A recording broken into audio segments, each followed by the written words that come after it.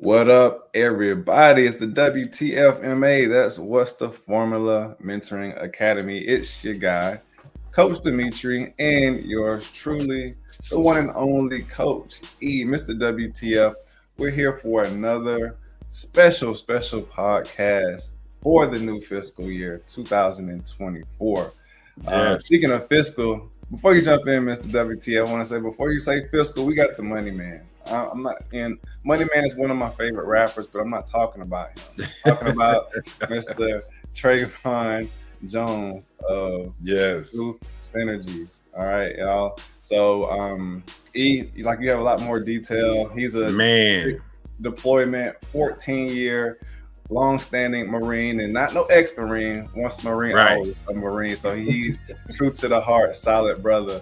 That Coach E definitely has more details about. Go ahead and drop it on him. Hey, you know what? This man needs no introduction, you all. Like, if you are in the East St. Louis, Washington Park area, you definitely know my guy because he's making major. I'm talking about some of the projects that he has going, and he has a couple partnered with the WTF too.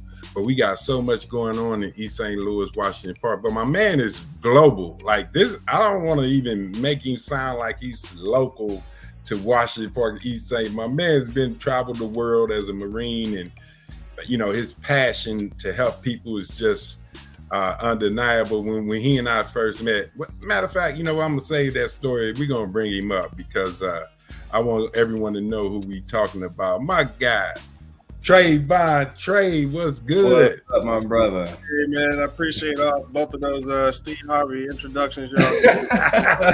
Y'all make it hard to be humble around here.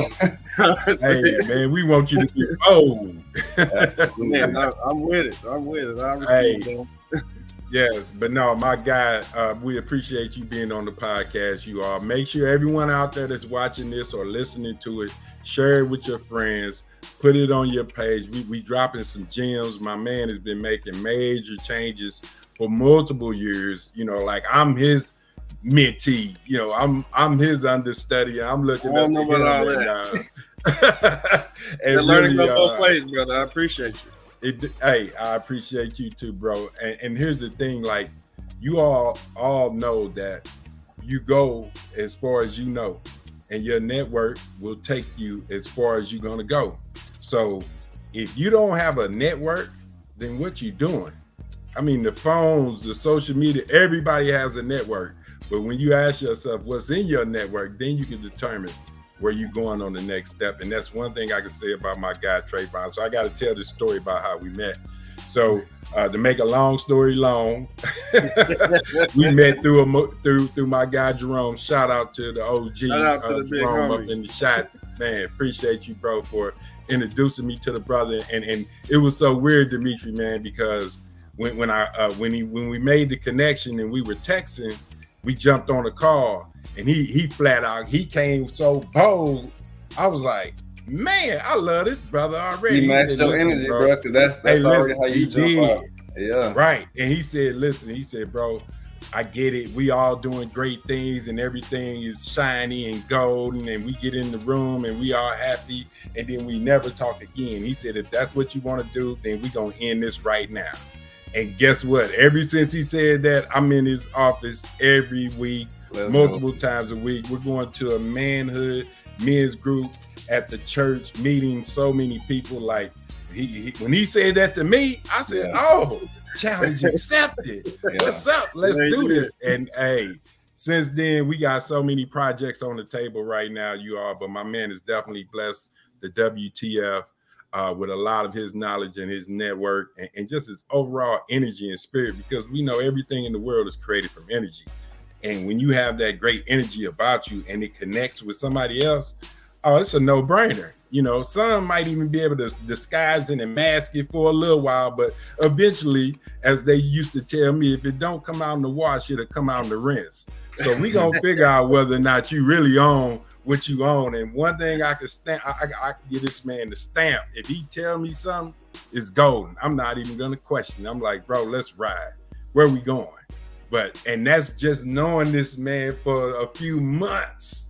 That's how close we've gotten. I mean, Our wives have eaten dinner together. Like man, children been around. It's amazing, bro. So I wanted to let everyone know that this is a personal thing for me, getting my guy on this podcast, because we'll need about 4 or 5 podcasts to even scratch the surface of what my guy is doing and what he's already done and what he plans to do.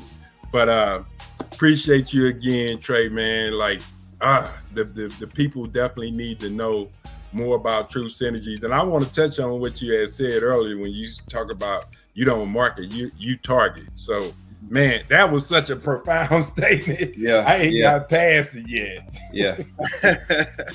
Yeah, man.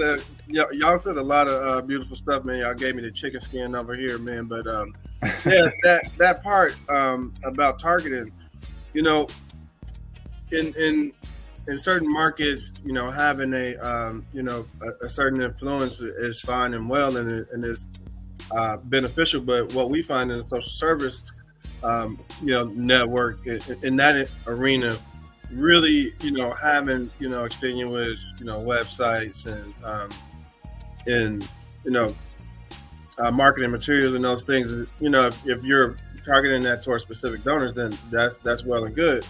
But otherwise, really, it's kind of a waste and generally ineffective. And,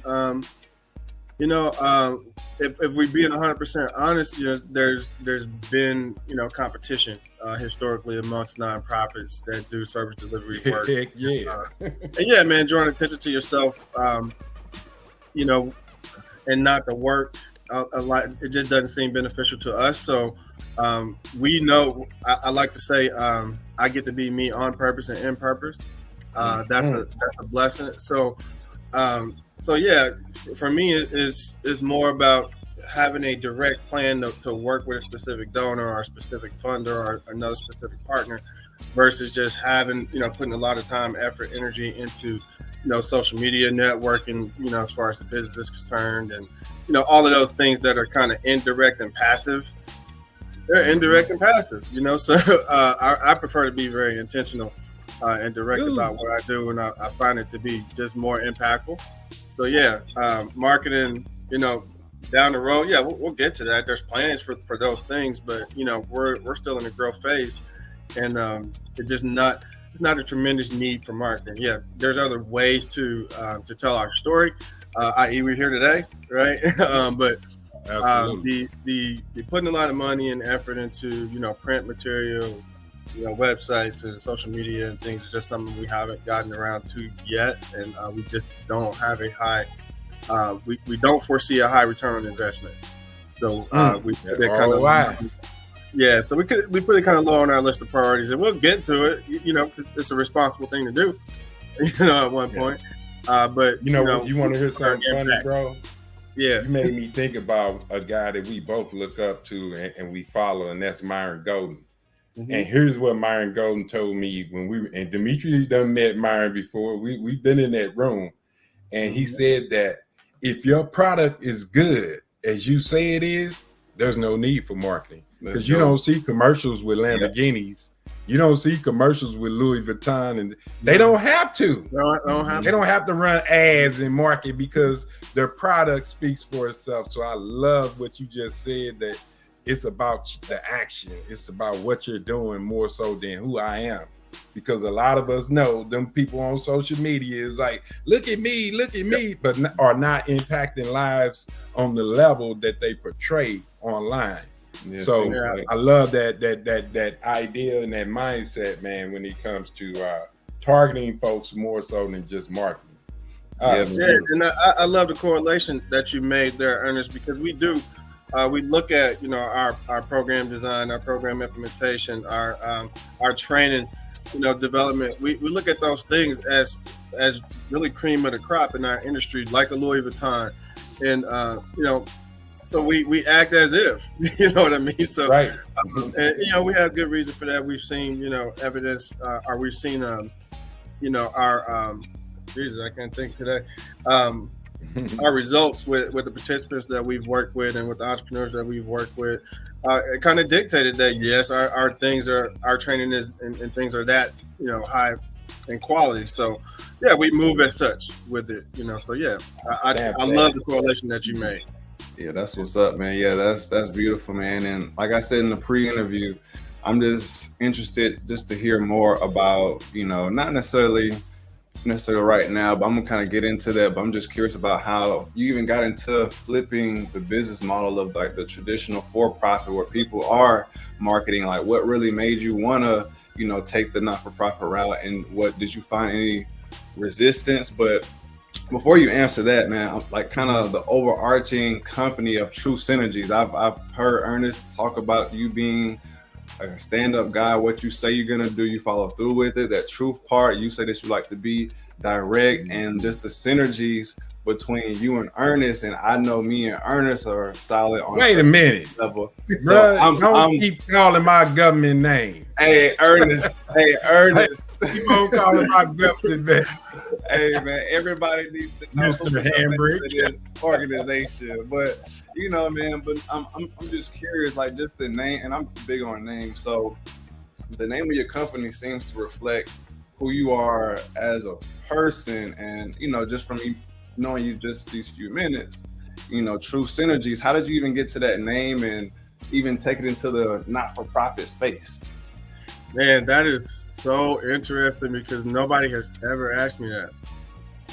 It's a lot to it. That is deep that you asked me that. Yeah. So eat, brother, cook. Woo-wee. So yeah, man. So I would start with I think the intent was to really kind of reflect who I am and what I would love to see my community to be. So it was a correlation there, but with I would say my experience with nonprofit, or not even with nonprofit work, my experience and my professional experience in general really led me to want to build something very, very different. I think one of the kind of calling parts of my personality is I'm a person who really gravitates to bad examples.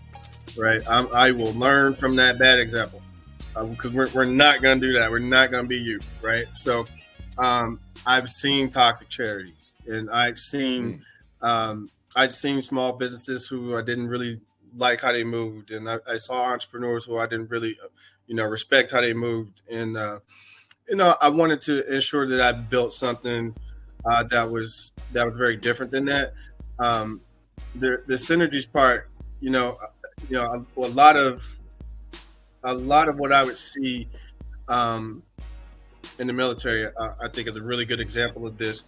There would be times when people could get on the same page, and the sum of their parts the sum would end up being greater than the parts, and that synergy piece I thought is key. And what I started to understand, if you could put the exact right pieces together in the exact right sequence with the exact right situation, in the exact right scenarios, if you have everything exactly right, that 2 + 2 is not 4, it is 74 now. And why would we not recreate as many of those situations as we possibly could?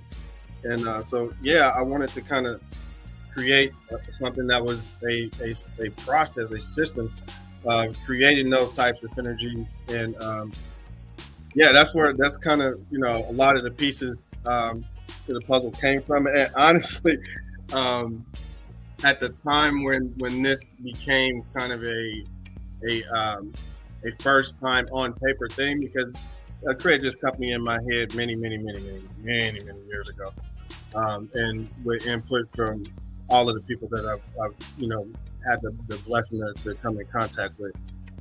But the first time this was really coming on paper was right around the time the first season of Power came out. And I really related to the character of Ghost and what he was going through and what he was trying to do with Truth, the club in the show. And it was something about it that stuck out to me and really resonated with me. So yeah, all of those things together, that's kind of where the name came from. That's dope. Hey, yeah, man, that's fire. Shout out to 50 Cent for them Power series, one of the greatest series ever. Absolutely. Hey, man, I don't even watch TV, you all, but I gotta watch it. and it's a brother that's putting it together, and he's bold, and he's loud and crazy, and I love 50. So I didn't even connect the truth to the club, to the business. That's deep. That's why I asked dope, in real life, there's so many layers to it. We can spend the rest of the day talking about it, but those were like the big layers for me. For sure. Yeah. Nice. Absolutely. That's awesome, man. So speaking on this not-for-profit business, so we got the name and we understand, but what is your overall mission and goal with your not-for-profit? Because as most people, his headquarters is in East St. Louis, Washington Park area. Same thing, right across the bridge. Everybody know about East St. Shout out to East St. and Washington Park out there and everybody that's looking. Hey, my man is doing that thing. But, don't forget Cahokia Heights. We gotta get them some love too. Centerville, Libby Old School. Yeah, all the surrounding areas. Y'all know who you are. Hey, and I love it, man. Whole St. Clair County in Southern Illinois is like, my man is making some major shifts and movements in a place where most people don't. And the people that do are normally grant chasers. And they're just trying to, get a dollar. And we just got to be 100 because that's what we do here at the WTF. A lot of them can build these businesses and acquire grants, and they don't bring about the change that the grant hoped that it was fun. But they know how to play the paper game, and they know how to get the paper up. And there's nothing wrong with getting your finances together. You know I'm a capitalist when it comes to that, even as a not-for-profit. But there's a certain thing when the money becomes bigger than your purpose, or the money becomes your purpose, that it changes the entire dynamics of your program. So I know at True Synergies, that's not what's going on, but you had touched on your upbringing with getting into the service. And I mean, you've been in it since, you were young, when you were, a Marine, when you became a Marine. I don't want to make it like there's a cutoff. Right. But when you became a Marine and served the country, and now you're serving an area that most people don't even want to drive through. I drove Dimitri through East St. I didn't even give him your tour, Trey, but I gave him a small tour. My man said, this don't look right. Like this some third world country stuff, but what makes East St. in that whole area like your soft spot for helping people, if I said that right? I get it. I think I would say this: if East St. Louis had not been home, had I ever come through East St. Louis, I would still work there today. And because East St. Louis is such a unique place, I think I was very blessed we'd be here the rest of the week if I had to list all the reasons why I'm blessed to be from that place. But being from that place and then being able to travel the world, I've always traveled the world through the lens of, let me find something that looks like this or that reminds me of this. And there's just really no place quite like it. There's a couple places that are very, very similar. I like to say there's places that's kin to us. West Side, South Side, Chicago, they kin to us. Oakland, y'all kin to us. Atlanta, they kin to us. Detroit, y'all kin to us. And there's some places overseas that's kin to us. Okinawa, Japan is kin to us, right? But other stories, right? But there was no place quite like East St. Louis. One thing my dad and I were talking about this morning that you can't really, replace about East St. Louis is East St. Louis creates the most hyper-competitive situations in every situation, in everyday life.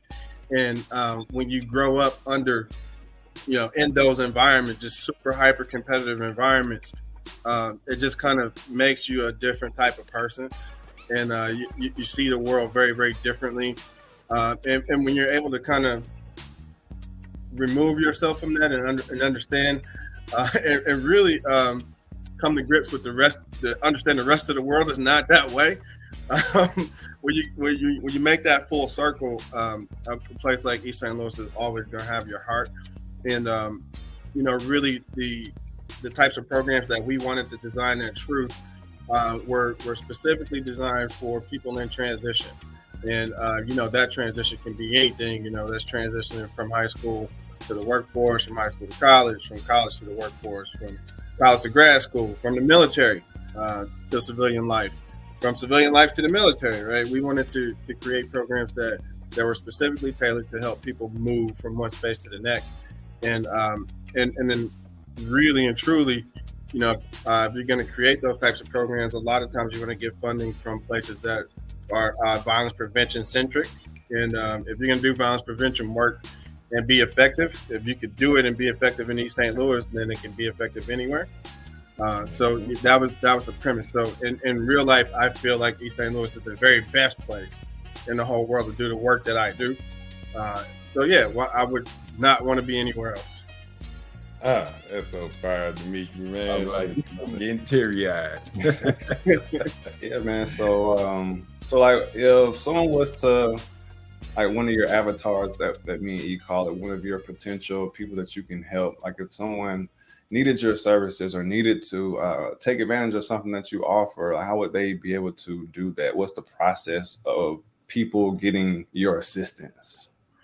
Yeah, that's a great question, and I'm glad you asked it. So primarily, we dealt with kind of word of mouth, and so we used to have a recruiter for the first year that we were funded. We got funding through a state funder in 2021, ICEJA, to run our personal and professional development programs, and so the first time we got funded, we put a recruiter on staff, and we knew the people, but we thought that was general practice and a effective means of going about recruiting people, and we did that, and it worked for 15 people for our trial run. But what we found during our trial run was that a byproduct of the training that we had given these people was that we created really, really strong community, and that community had a really, really strong sense of ownership over the skill set that they had been given there, and they wanted to control who all had that skill set to the point where we kind of accepted that, and we changed our staffing plan, so we no longer have recruiters on our staff. And what we do now at least with that program currently is we do kind of peer recommendations. So who's going to be in our next class is always recommended from the people in the current class. They bring them to class, have people kind of experience that. But to make to give you kind of a more quantitative answer, we have an intake, and I would like to talk about the intake process just a little bit for people who are social service providers or service delivery providers. I'm very blessed to have on my staff, Shot the Troop staff, for real. Felicia Jones, Will Newsom, Rachel Blockton, Joseph Williams, Kerry Lewis V. Shout out to all of those folk. But very, very blessed to work with Will Newsom. He and I worked together for quite a while. The dude's a big deal in reentry. Humble guy, he won't tell you that, but he's a really big deal in reentry. But one thing I learned when he and I worked together at Connections to Success, shout to them folk out there, St. Charles, Missouri, Connections to Success. But one thing I learned about him was he had a very tremendous understanding of all different types of intakes and assessments. And there was so many intakes and assessments, especially reentry specific intakes and assessments, and the information that you can get and what you can do with the information from some of those intakes blew my mind. And the way that he knew how to, do those things, it completely blew my mind.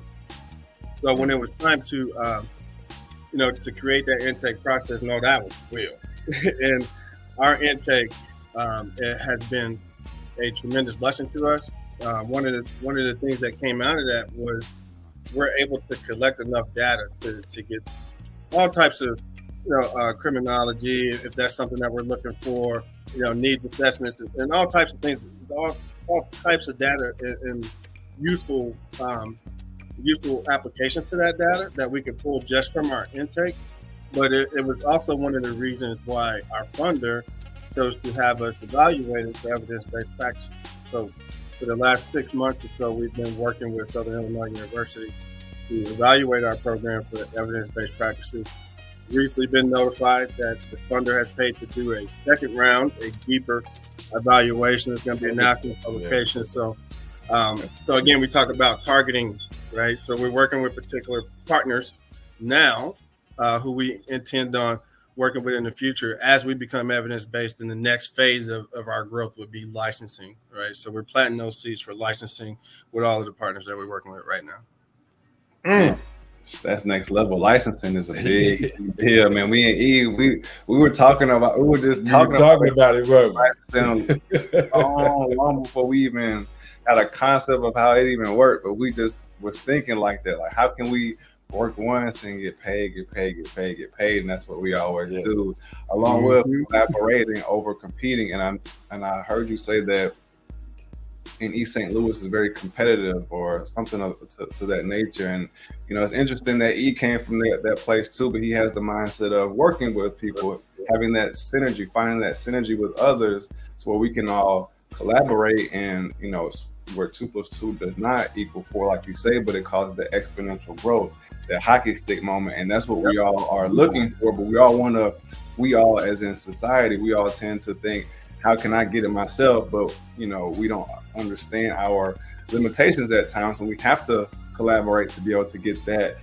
to our end goal. But that's a whole different topic. But I'm just glad to hear that you are that type of guy that is looking to combine your skill sets with others and not always try to compete with everything, even though y'all came from an upbringing or a community that thought like that. So I think I'm glad that you brought that up, man. And you're very intuitive and insightful in ways that people aren't usually. But that's an important thing, because I think that you have to kind of start off. I would say, in order to be a great collaborator, you have to start off as a great competitor, right? But and I think great competitors all have an aha moment at one point, right? I remember my aha moment. It changed my life. I remember this was summer of 2005. I was on my way to my second deployment to Iraq, and you guys might remember that summer there was talk of troop surge and all that. That was us, right? So I'm on a ship in the South Pacific, or in the middle of the ocean, I think, South Pacific, headed towards headed towards Iraq. And we were coming through the Straits of the Philippines. And I would never forget this moment. I'm on a USS Bonner Machar. This is a aircraft carrier. It's 4,500 of us on this boat. There's hundreds of aircraft, hundreds of vehicles. This is a huge piece of American sovereignty in the water. Yet, for as far as the eye can see, the water was like a mirror, just steel glass somehow. And everywhere you could see was this water was littered with like SUV sized island, and there was dolphins gently porpoising in and out of the water. There were flying fish. I don't know if you've ever seen schools of flying fish, but it looked like 50-cent pieces jumping in and out of the water, and the sun was setting, and like AI couldn't paint a more, beautiful situation. And I remember, and I specifically remember, it was the first time in years, but I shed a tear. And that was like what overwhelmed me in that moment was like survivor's remorse. And what I understood was like, if I could just get the whole city here right now with me, right, and we could all just see this right now, like we'd be so much better. And from then on, what I understood was I need to take what I've seen and what I know and help other people, and pull other people out, and also, but I also have to have people that are doing the same for me. So I understood it was levels to this. So if I could find somebody who was willing to do this for me, I also needed to be reaching down, So I just kind of took that same mentality, and I think it's something that God loves about that attitude. So you get blessed as you go. That's it. Oh, that's beautiful, man. And the way you described that, I was just picturing that, man. Like you and E are like great storytellers. Like he paints pictures well too, man. I was looking at the dolphins, and that was beautiful, man. That was beautiful. I almost shed a tear. Hey, Dimitri, did it make you think about one of our projects though? Yes, bro. That cruise. Yes. That's what I'm saying, man. Kids with their parents from the worst. I don't want to say the worst. From troubled areas who haven't seen much of the world, and put them on a cruise just to change their lens. The same thing you were saying. That's what happened to a man that had already traveled the world by then and had been in multiple places, but still you have those moments where I don't care how tough you are or what you're going through, a moment will stop you in your tracks, and you'll think, okay, it's greater than what I even thought. Look at how amazing this is. And for us getting that help, man, this is what I know. I make fun and I crack jokes all the time, but I tell people, man, Jesus had a squad. What you think you gonna do by yourself if he had a squad? So I always tell people, I'm a one-man show. You know, I don't need it. I can go at the world alone. Ask Michael Jordan how many times he got swept. Right. Ask all the great ones who truly became great. They had to have a great team around them, you all. They couldn't do it. They can only do so much alone. Mike can score 50 by himself and take that L across the dome. And he realized, I need to bring these other people along with me, and also listen to the Bill Russells, listen to the legends of the game that could really help bring you up. So, you know, me, I love things connect in my brain, man, kind of weirdly, but when I hear things, it just jumps out at me, because we have always said we believe in collaboration over competition, but I like the way you put the twist to it, that you have to be willing to compete to even be different than where you are today. So we ain't talking to the ones that are good with where they're at. That's cool. Be good with where you at. But if you want to do something different, you have to have a competitive mindset to even take the initiative to go out there, and then you start to collaborate as you build that network. So I think that's beautiful what you said, bro. And I know that goes to your military background too, because you guys, I mean, you told me some stories about them units. If you're not together, you dead.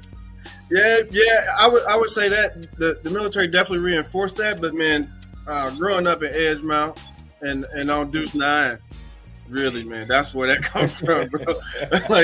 like I said, man, everyday life in East St. Louis was just a hyper competitive situation. Like a hide and go seek game was super competitive.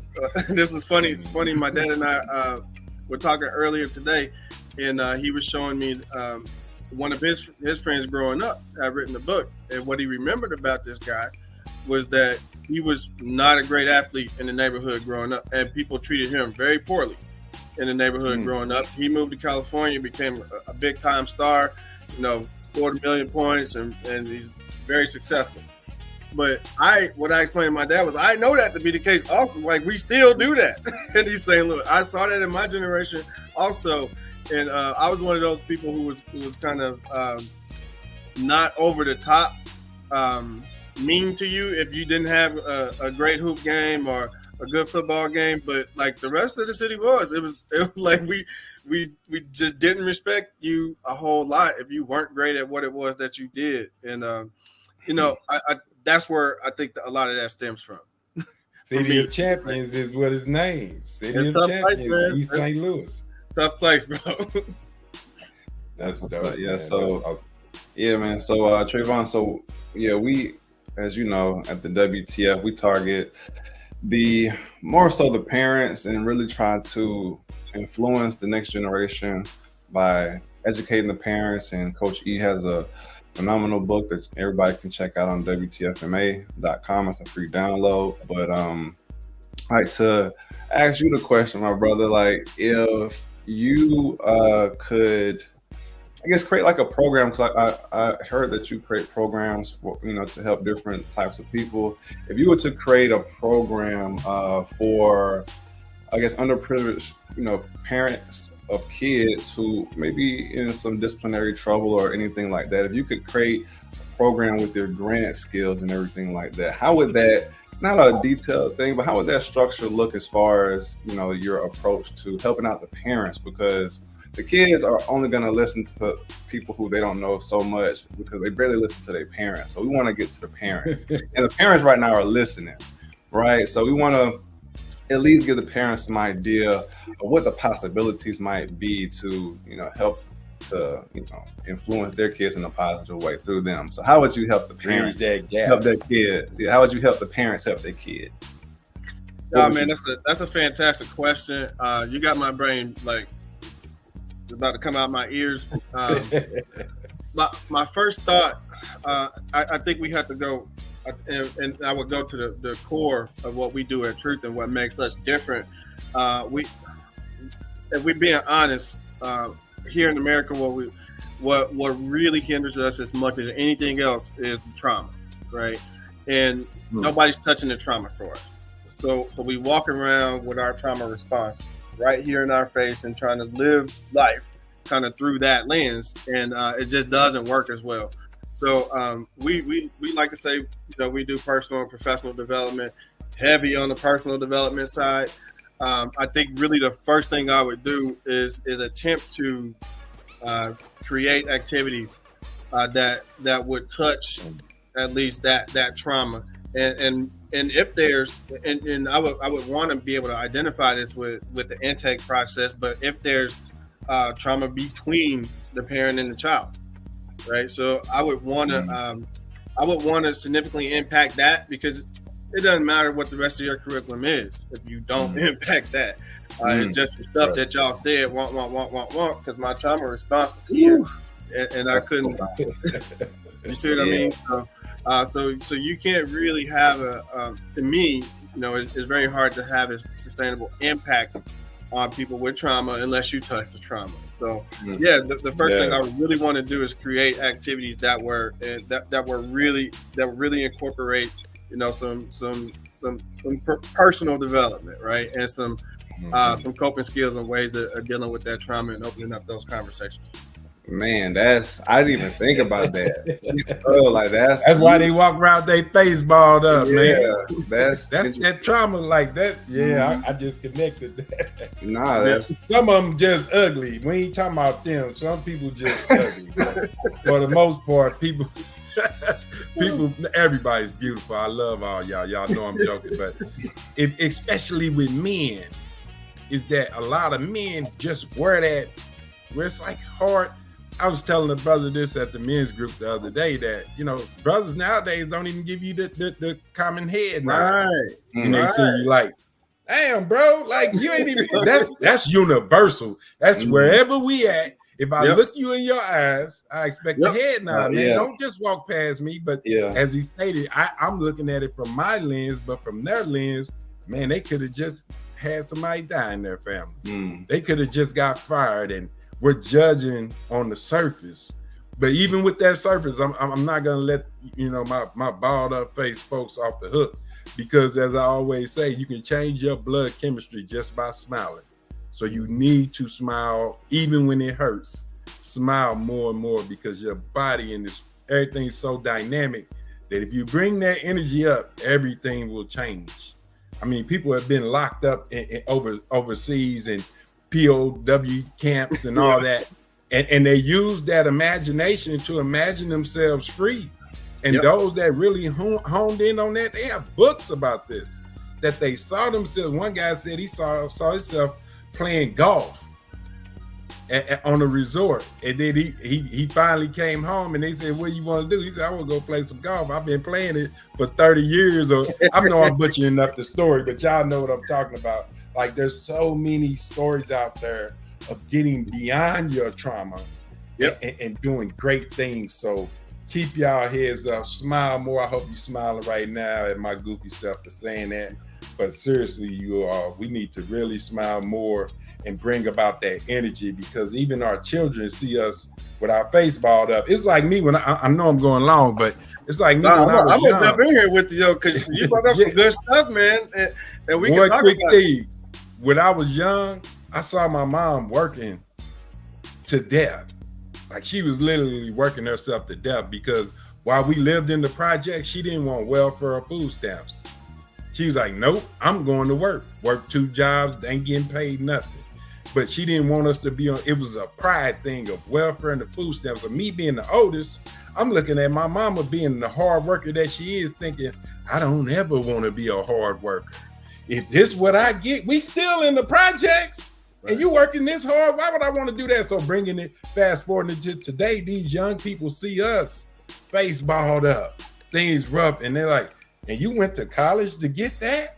I don't want that. So there's definitely a disconnect with the generations, but that just triggered in my brain, man. So jump on in, bro.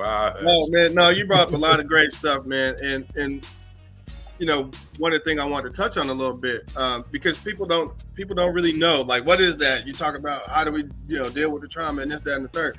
Well, it was something as simple as what you said about, my man visualizing himself playing golf. So one of the first things that's going to happen to you when you come to a session at Truth is that you're going to walk through a visualization exercise. You're going to walk through breathing techniques. You're going to experience aromatherapy. You're going to experience LED therapy. You're going to experience all those things kind of at one time at times, right? So just to keep things fresh. So all of those things, there's a, I would say there's a marginal gain kind of in all of those things. And if you can kind of stack those things, right, you can really kind of touch a person's trauma and allow them to begin to heal kind of on their own, give them that personal development power tool that they can use, in the car. Or you can step in the bathroom when your coworker just went off on you and they were wrong. But instead of you, putting your hands on it or whatever the situation may be, you can step in the bathroom for 2 minutes and do a self-check-in. There's a lot of little things that can be done, very easily and very quickly at times. Because I know, people build programs and things, concerned about time, right? I was telling sports coaches, this for years, that's part of who I am. Also, I'm from a long line of coaches, and I've been coaching football for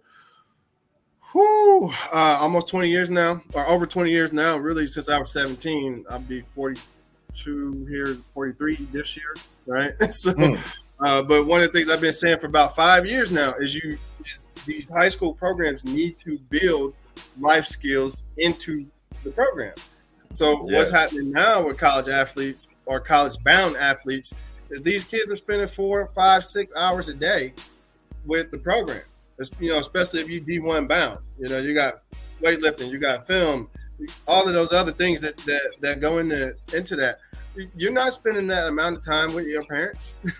So by the time you get to high school and you're one of those kids, your parents doesn't necessarily even get too much opportunity to parent you. They're seeing those kids, and I fathered one of these kids as a coach. I fathered one of these kids, college-bound athlete, and you get to eat breakfast with that kid and drop them off at school if you're the kind of family that eat breakfast together, and you might get a chance to eat dinner with this kid, right? So from a parent perspective, we got about an hour together. From a coach perspective, you got 3, 4, 5, 6 hours with this kid. Spend 10 minutes on life skills, buddy. What I mean? You'll have a great return on investment. Right? So, don't take much. But I will guarantee you see it more this coming year. Now, you can mark my words. J.J. McCarthy got on TV and meditated and won a national championship. So you'll see people doing it more this year. Just saying. Hey, man, I love it. Hey, you talking about all those little tools that we need in our chest, you all, with that trauma. Oh man, that's so dope. And we do similar things here at the WTF with the youngsters. Like, we want to know what the pain, because everybody listening to me, hear me when I say this. I don't care what pain you've been through, you can get beyond it. We are that resilient. You don't have to remain stuck in that. You don't have to keep going back to that. You can move forward, but it takes coaches and programs and different things to really get you right. So shout out to all the coaches out there that's coaching these athletes. Absolutely. We know we got this NIL going on, man. These kids are becoming millionaires while they're in high school and they don't have any financial literacy. And they it's that we're doing them such a disservice even though they're coming into the best time of life where they can get that bag. No longer are they exploited for their talents while they're in high school and college. And you got to earn your way to the pros, where we know 80% of them will never hit the pros. But now they can get a little piece of that pie that these billionaires been getting. So I love the NIL. But as he stated, those soft skills, those little things that those are the things that are allowing some of these teenagers to say, you know what, I'm tired of this. We know the numbers are going up and their emotional intelligence is not being met at school or at home. And they're looking on social media and listening to rappers talking about kill yourself. Mm-hmm. So shout out to all the coaches again. If you don't have the personal skills in your program, do it. If you need one of us to come to your program and speak to your kids, we will definitely do that because it's needed right now. Man, I was no doubt about it, man. And I'll go so far as to add, we can help you incorporate some of these things into your program. So, look, one of the things that Ernest noticed right away when he come to my office, and anybody would, is we put our stuff on the wall. And the reason we do that, and we're opposite of a lot of people, because, you know, where we're from, people worried about you stealing their stuff, worried about you stealing their people. Look, we put our stuff on the wall. It works. Please take it and use it to help people. Please take it. The first thing we do is tell you to take pictures, right? So once you got pictures, we'll explain this stuff to you. But you know, anybody that's out there watching, you hadn't had the opportunity, if you want to come down, yes, we'll give you the tour. We'll let's take the pictures and all that good stuff. But we'll also come to you and we'll help you out and help you, show you how to incorporate some of these things into an existing program, or if you want to rebuild the program. And I'll keep talking just a little bit just to give Coach Ernest, Coach E some love here, because you know, when I got the opportunity to kind of review and absorb what you all created, it really changed my mind state, and it helped me out tremendously. We decided to build a program together, and really what we created was a system for building programs based on a gap analysis. So if you got a gap analysis done and you understand what your programs are, what your problems are, and you want to be able to solve them in X fashion, we have a system we could just push that through and spit out the appropriate program to help you do that. And that was all thanks to, you know, just sitting with Coach E and going through the program structure that he had versus what we were already doing, and really trying to be creative with that, bring new things into the box. And man, we created something I think is very, very special. Yes, that's amazing, man.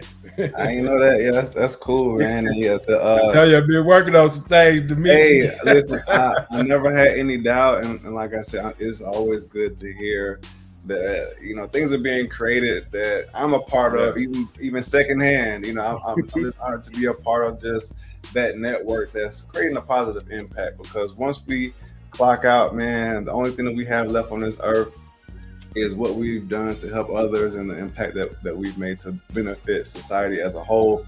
So yeah, man, that's really dope, brother. Really dope, man. Yeah, hey, and bro, I'm gonna correct you. You ain't second fiddle. You a screen away. So every time we have these programs, we gonna have your face on their screen, and they're gonna be talking to Dimitri just like they talk to us. Let's go. I don't want you to feel no kind of way, because about every third sentence that Coach E says is, well, I gotta talk to Dimitri about that, or I gotta ask Dimitri. He hamstrung when you're not there. It's all good. Hey, that's my big bro, man. Love him, bro. Love him, man. So, so I was gonna make this point too, man. When you were talking, my mind just kind of makes these weird connections. But I'm in cryptocurrency, man. And what you said about people coming into your place of business and taking pictures, man. In cryptocurrency, one thing that sets that technology apart and makes that a groundbreaking innovation is that it's open source. And that's essentially what you are, what you said that your business is. You are very transparent. It's truth. You know what I'm saying? That's truth is in plain sight. Like, everything's out in the open. So that information is open source, and it's powerful that you're making it transparent, because people can take it and innovate on top of that. Just like in cryptocurrency, people can copy and paste it, some code, and add their own spin to it and make it better. So it's like, you know, you're doing the same thing with your business. People can take what you created, that baseline framework, and then they can take it and put their own intelligence and knowledge on top of that to take your concept even further. So I'm just seeing the comparison between why cryptocurrency is so revolutionary, because it's transparent, and I see what you're doing and what you're creating is going to be very groundbreaking and revolutionary long term as well, because you're being transparent and letting people take advantage of what you've already created. So salute to you, my brother, and that's very admirable of you, because not a lot of people do that. You know what I'm saying? Again, I'm gonna salute you right back with that insight. You know, because so one of the main reasons that truth exists is because so for many years I resisted starting truth, because what my thought process was, well, you know, a lot of the nonprofits in East St. Louis are doing a good job. And if you're doing an 85% job, you know, maybe I could come over there and add my energy, my talents, my effort, and kind of get us over the hump. And I didn't find that to be the solution. And in real life, I shot to great mentors. So what changed my perspective on this was I got an opportunity to work with a very, very phenomenal and dynamic mentor, First Lady Wavetta Granger. And in my opinion, the work that she was doing at the time at Community Lifeline was, you know, and the reputation on the street was this was the most impactful work being done in East St. Louis, you know, social service network. And I got the opportunity to work directly with her, and her attitude was not that of a gatekeeper, or, you know, and her attitude was that of a student a lot, even as she was mentoring. And one of the smartest business people I ever met told me, you know, she spent a ton of money on business coaching. And I said, wow. So then she set up an opportunity for you know, entrepreneurship, you know, class. And Dr. Coach Norman Hunter was a business coach. She put together an entrepreneurship class that was really just kind of people from the church and people from the nonprofit. And not to all of my classmates from that class, all of us are business owners today. We do business with each other today. Nice. You know, recently did my taxes with Bethesda Chambers Tax Services, and you know, like that's just how we operate. Our CFO, Rachel Blockton, Be Balanced, you know, bookkeeping, right? All from that same class. So it was a wonderful thing that happened. But yeah, again, it took really kind of good mentors, you know, for me to kind of change my attitude on that. And I went ahead and started Truth because, you know, there was so much gatekeeping and information keeping. And what I started to understand were there were talented people being kind of not allowed to compete, you know, because of the gatekeeping and such. So one of my main priorities, you know, when I first started Troop was, okay, I'm going to learn all of this stuff. I'm going to learn this better than any grant writer that's out here, than any, you know, program designer or, you know, instructional designer that's out here. I'm going to learn this stuff better than them, and I'm going to give it to people so that now we can capitalize off everybody's talent, right? Because there's talent that's getting blocked out of here, you know, because of the gatekeeper. So let me just eliminate the gatekeeping. At that time, there were people who were writing grants for nonprofits in East St. Louis and copy and pasting, you know, and giving it to the next person, but they want $5,000 to $10,000 for something that you copied and pasted and sent to the next person and got another $5,000 to $10,000. Yeah, no thanks, not on my watch. So yeah, come over here. It's on the wall. Take this picture. Now I explain to you this process, and you can go do it yourself, right? Yeah, but anyway, I'll get on forever about that too. So, hey, when you connected that crypto to what he's doing, I never even, but it's perfect. I love this. It's very serious, man. I've been telling you about this dude, Brain. Why you think I run everything by him? I man is job, man. Appreciate it. For real, though. But it was very much an information sharing campaign. It's very much that. That's what's up. Hey, and shout out to the mentors out there and everybody that's thinking about getting a mentor. Do your homework, do your research, make sure they are who they say they are, and get you a mentor. Even if it costs you a couple dollars, whatever the return, the ROI is gonna pay back in compounded interest, you all. Like, and man, you saying so much. I want to talk about a million things right now, but I this is your show. We want to definitely highlight you, bro. But I love the way you talked about the 2 + 2 = 1,000, because when we combine our energies and just, oh man, it becomes such a force that no one can say no. Absolutely. Even the walls that are there, the doors that are closed, we blowing them off the hinges. And it doesn't take a million people. If you got, he said, if you got two or more. Now look, we'll start preaching on Sunday now. Right, he said 2 or more. Hey, so I agree with everything that you just said. No, my man is solid, you all, and I know we're getting close to the hour, but we could talk on, and we're gonna definitely have you back out here as you have new projects that kick off. I mean, I definitely want to, give you some of that visibility, because we know you're not the online guy. We definitely are online because that's where the kids are. Mm-hmm. So we have to be online to catch some of these youngsters, and because they look you up and they look for social proof. And they want to know, or are you who you say you are? Because it's a lot of fake AI generated people out here. Yeah. Or if they don't take these filters off some of these folks, I don't recognize them when I see them, man. Like it's so watered down. I'm like, is that really? That's what? No, but anyway, that's a whole nother story. I'm getting off topic, but shout out to, and I want to call this out. Shout out to the Grangers, Pastor Grangers, the ones that are doing great work out there with the Community Lifeline.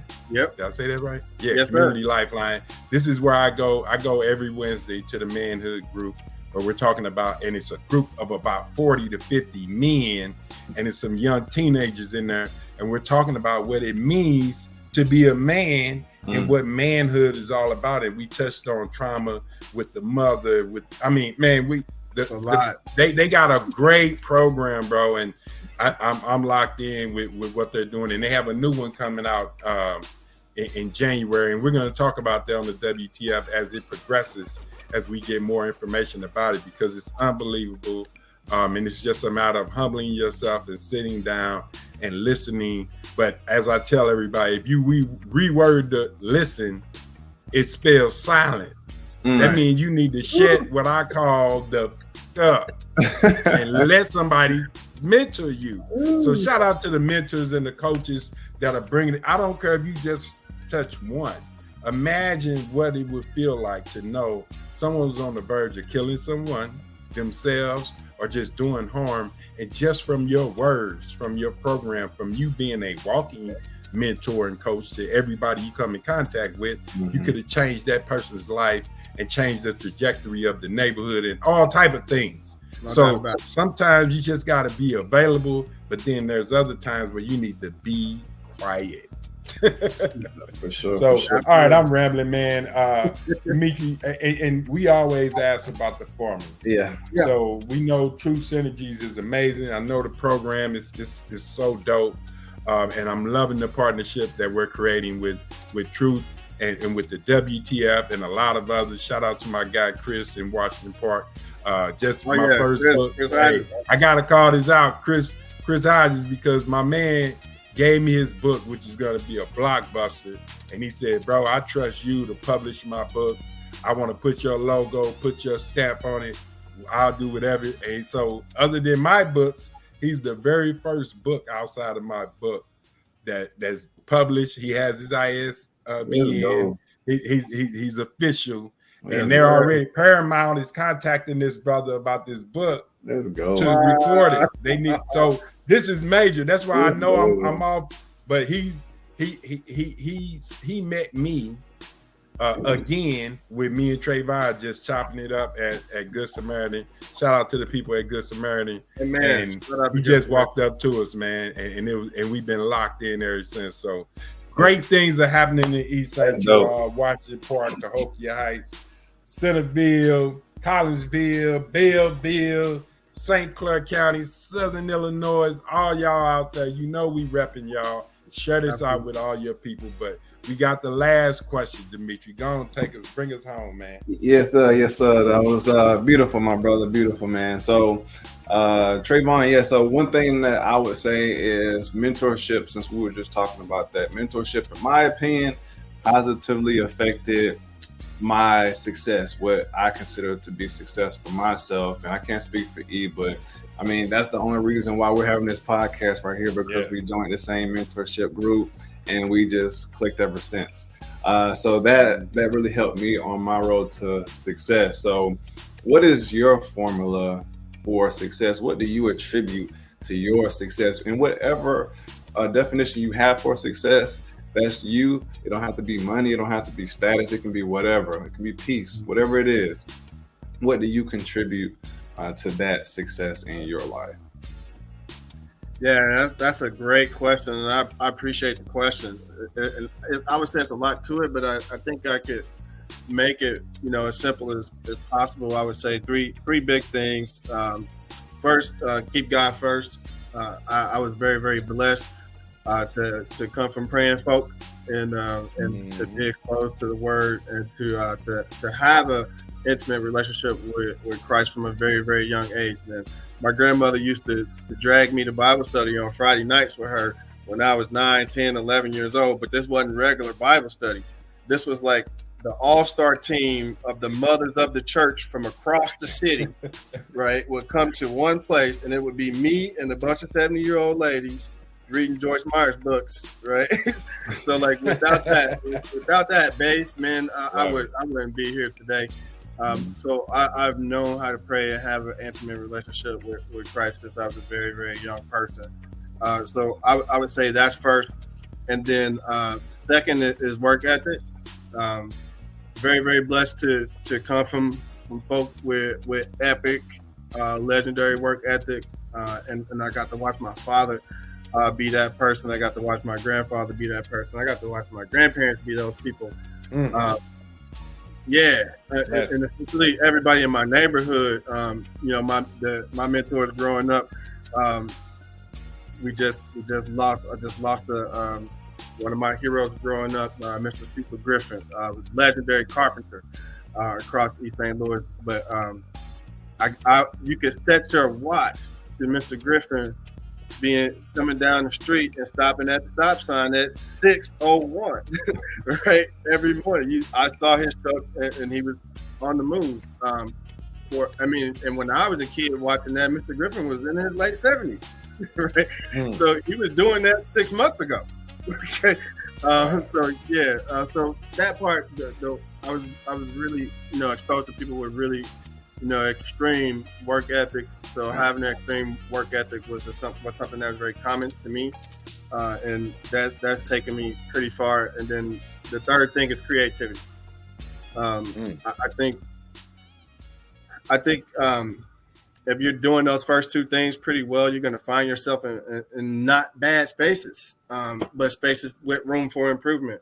And if you come into those, if you come into spaces with the thought, with the idea of let me understand and master what's all here, and then how can I pull from further experiences and different situations to make this situation bigger than it is. And I think if you always have that kind of perspective, you can essentially always find the answer to that. And I think, again, I think God blesses and has favor towards particular attitudes. The first thing the Bible told you that God did was create. So why would he not love you being a creator? So, yeah. And that's what he told us to do. The first thing, go out there and multiply and do this. And hey, we were natural creators. I love that term, man, creativity. So just really those three things, man. God first, work ethic, and be creative.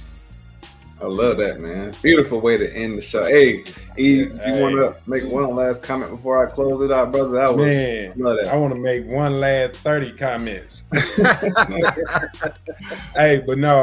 Once again, we appreciate you giving us this time, man, and blessing all of our viewers and the people that are going to rewatch this, watch the live, see some of the clips of all the gems that you drop, man.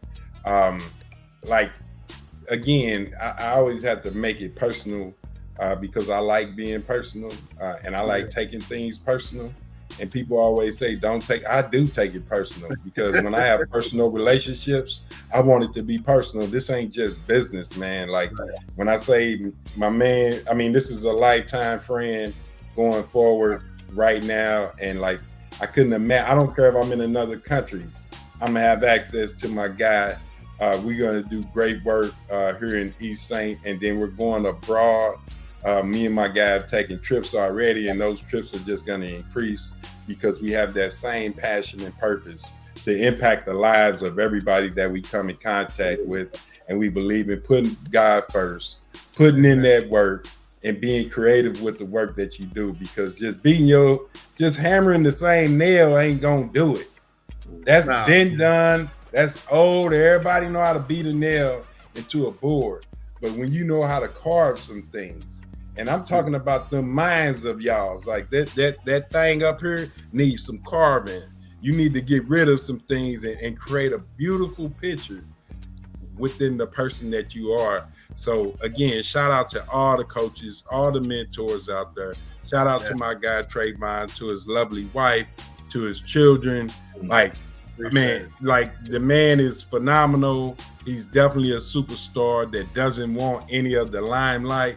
You know me, I like a little limelight. I think I'm a little pretty, but I'm just saying, I'm trying to figure out how this man is 42 years old with this black beard and his hairline. Dimitri, that's what we need to be asking. Like, hold up, bro. You 42. I would never get it. I got a couple grades. There's a couple grades in there. Love it, man. Hey, that's blessing, bro. God is definitely blessing you. And we pray that everything that you touch turns to gold as it has been, man, because people like you need to be highlighted more and more and more, because we always talk about these dum-dums, and we talk about, the presidential debate with these old ass dudes. Man, I didn't watch it. I'm tired of hearing about it. I want to hear about brothers like you, brothers like Dimitri, brothers like, the people we've had on this podcast before, because you all are really bringing about some change, and you're not sitting over there needing a walker trying to hold some space. Retire. Some of y'all too old. Y'all out there that's 70, 80 years old, stop doing that. Reach out to us. We'll help you create something to generate that finance. Get out the way. You did enough. Hey, coach, start coaching. Look. Right. We need your right. We need that wisdom. So again, shout out to my guy. I'm just saying. CEO of Truth Synergies, man. You're doing amazing work.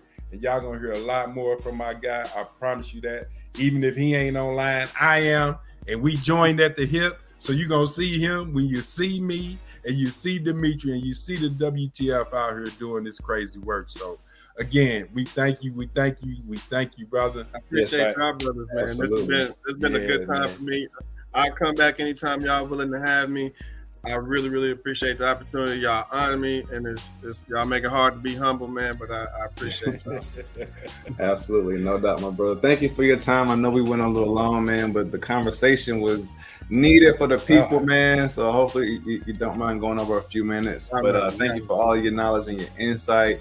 Like I said, once again, your time, and everybody at home, wherever you listening to the podcast, thank y'all for listening. Thank y'all for tuning in for another outstanding episode. If you enjoyed it, share it. If you don't enjoy it, let us know in the comments what you don't like about it. But either way, let us know something. All right. So until next time, always remember, WTF not only means what's the formula, but it also stands for our mantra, and that is winning takes focus. All right. So until next podcast, everybody, stay focused and keep winning. Peace. Bless y'all.